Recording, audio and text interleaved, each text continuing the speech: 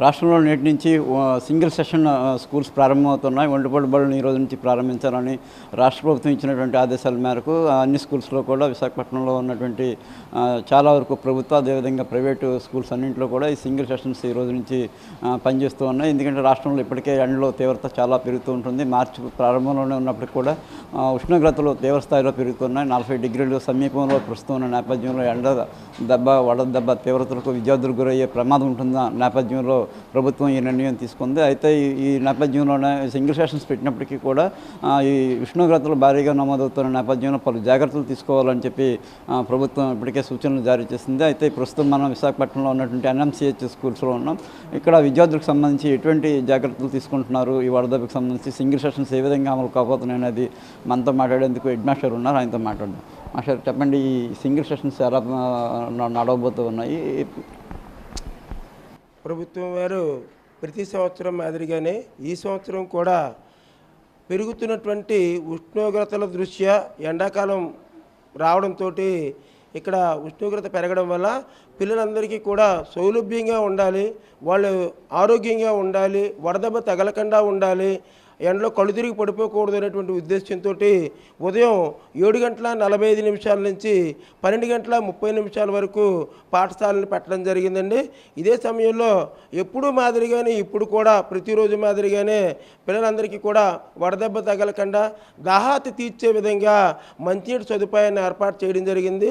దాంతోపాటు పిల్లలకి చలవ చేసేందుకు వాళ్ళకి ఇచ్చేటువంటి రాగి జావ దాన్ని కూడా మనం పిల్లలకి ఇవ్వడం జరుగుతుంది. దాంతోపాటు ఏదైనా అత్యవసర పరిస్థితి ఏర్పడితే ORS ప్యాకెట్లు కూడా వైద్య సిబ్బంది దగ్గర తీసుకుని దాన్ని కూడా ఏర్పాటు చేయడం జరిగింది.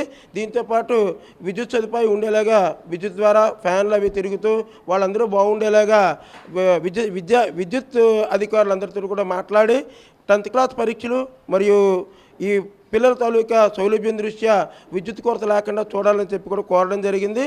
ప్రభుత్వం వారు కూడా దీనికి సహకరించి తగు ఏర్పాట్లన్నీ కూడా చేసి ఉన్నారు.